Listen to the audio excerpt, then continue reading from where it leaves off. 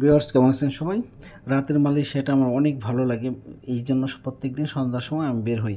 বিশেষ করে এই মসজিদের এই পাশটা অনেক সুন্দর লাগে সেইজন্য। তো আজকে এখানে হাঁটতে, হাঁটতে কয়েকজন বাংলাদেশি দেখলাম ক্লিন করতেছে ২ জন, আর ওই পাশে কয়েকজন দেখলাম।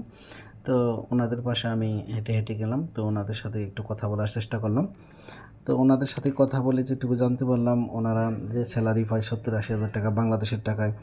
আসলে এই বিষয়টা আমার অনেক ভালো লাগলো। মানে এখানে যাই দেখলাম, হোটেলে বলেন এইখানে ওইখানে যারা লিগ্যাল আছে, মোটামুটি ৩,০০০ রিঙ্গিত বা বাংলাদেশের টাকায় প্রায় ৯০,০০০ টাকার কাছাকাছি আর কি, প্রায় সবাই মোটামুটি বেতন পায়। তো আমার এই ধারণাটা ছিল না, আমি ভাবতাম আরও কম। তো মোটামুটি ভালো একটা স্যালারি পায় তারা এই শহরে দেখলাম, কুয়ালালামপুরে। বাট অন্যান্য বাহিরের দিকে কত জানি না। তো মোটামুটি সবাই বলল যে ২-৩ হাজার টাকা স্যালারি ইনকাম করা এখানে এটা কোনো বিষয় না, এটা করা যায় যারা লিগেল আছে।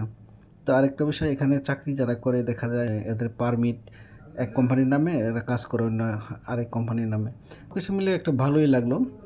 তো উন্নত দেশ, আবার স্যালারিও ভালো, আবার অন্যান্য দিক দিয়ে সুযোগ সুবিধাও আছে, সব কিছু মিলিয়ে। আর যদি আপনি মালয় ভাষা জানেন তাহলে আরও বেটার, সেটা তো আরও আপনার জন্য প্লাস পয়েন্ট।